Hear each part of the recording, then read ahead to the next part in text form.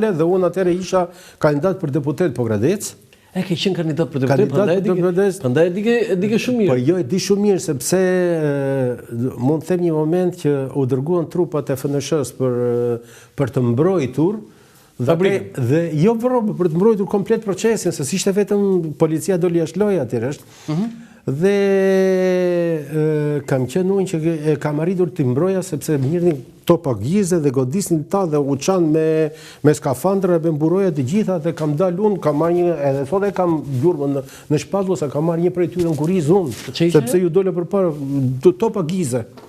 Fonderia kishte topa gize dhe me te jam godit unë, pa dashje kuptohet, nuk ishte shënimi që pastaj... Ti vete për të shpëtuar për t'i penguar?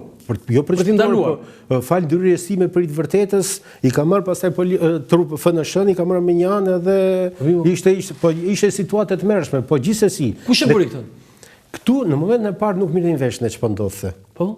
Sepse gjërat nuk lexohen në momentin kur ti je në eufori, lexohen më vonë, kur ti kupton dhe po të jap një moment që unë jam futur tek trikotazhi dhe mirja njerëz dhe i nxirja po them me shkelme nxirja për jashtë